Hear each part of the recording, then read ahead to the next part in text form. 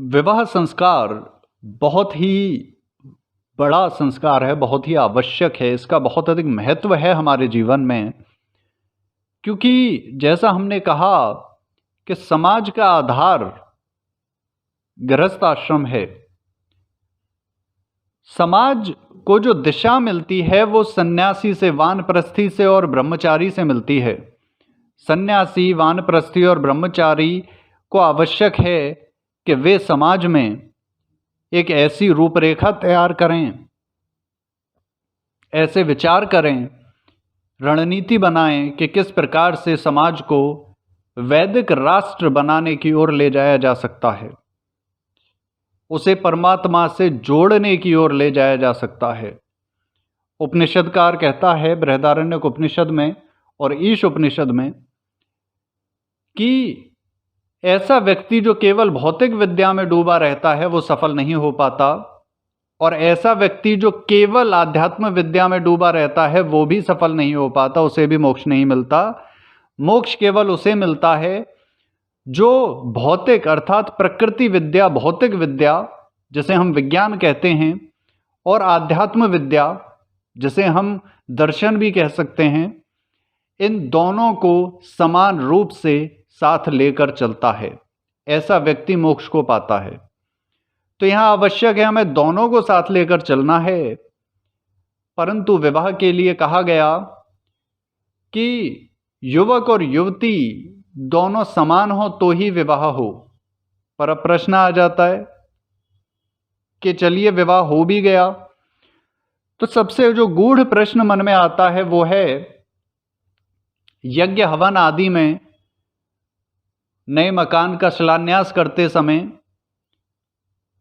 कोई कार्यक्रम है, यदि हवन यज्ञ कोई संस्कार कहीं हो रहा है, उसमें पत्नी को बाईं ओर बिठाएं या दाईं ओर बिठाएं, सबसे बड़ा प्रश्न है। काफ़ी महानुभावों ने प्रश्न किया तो सोचा कि आज इसका उत्तर भी आपको प्रदान करें। देखिए, सबसे पहले आपको समझना होगा जड़ें ही खोखली हैं। ये प्रश्न आपके मन में आता ही नहीं यदि विवाह के समय पंडित जी ने शुद्ध रूप से मंत्र बोलकर आपको अर्थ उनका समझा दिया होता। पहले के समय जो विवाह होते थे दिन में होते थे, क्योंकि रात्रि में आपका जो दिमाग है वो सुस्त हो जाता है। आप देखिए, युवक युवती औंघरे होते हैं, आधी नींद में बैठे हैं, चेहरे पे पानी मार मार के उनको जगा के बिठाया जाता है कि हाँ भाई संस्कार तो पूरे कर ले, पट्टा तो ले ले या सर्टिफिकेट तो ले ले कि शादी हो गई। पंडित जी खुद औंघ रहे हैं। रात में विवाह करना सबसे बड़ी हिंदू समाज की मूर्खता है।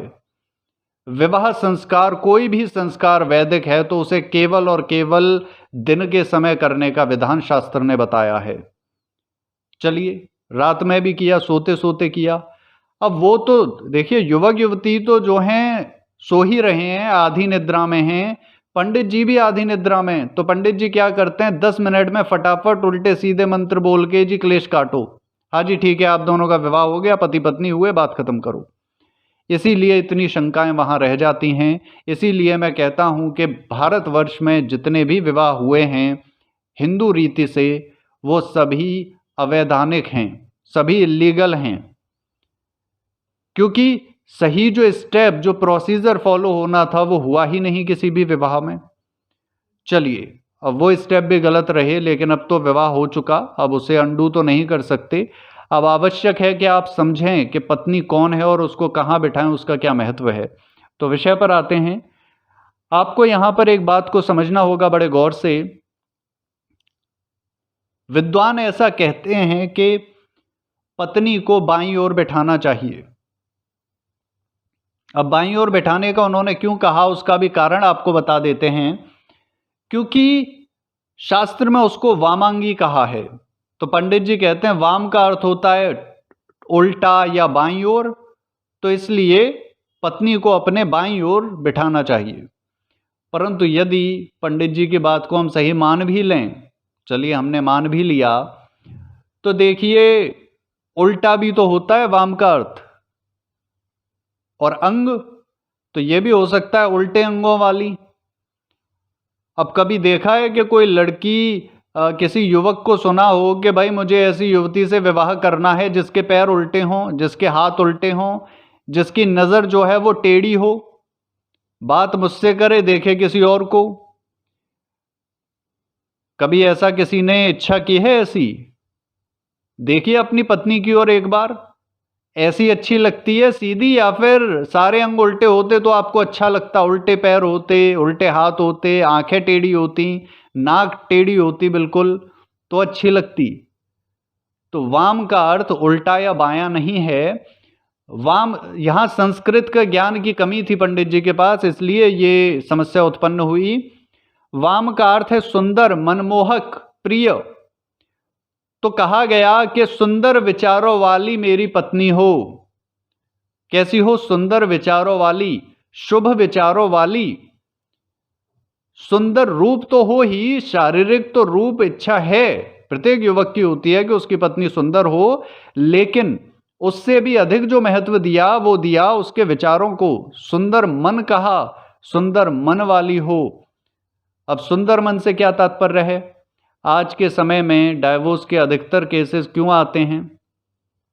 हमने देखा कोर्ट में जितने केसेस आते हैं उसका सबसे बड़ा एक ही कारण होता है। युवती कहती है कि ये जो मेरा पति है ये मेरे परिवार को अपना नहीं मानता, सम्मान नहीं देता।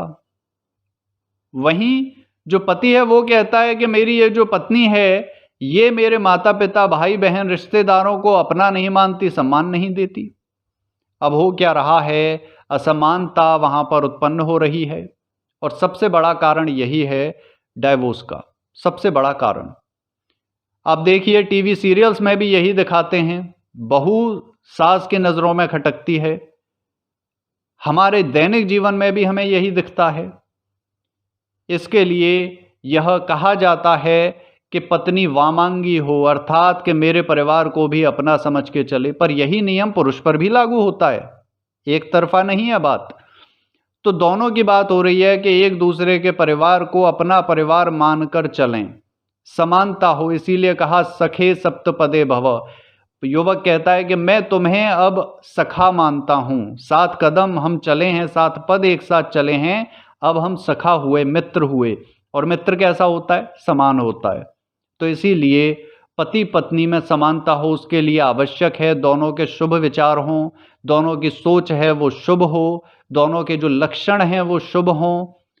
इसके लिए कहा कि पत्नी वामांगी हो।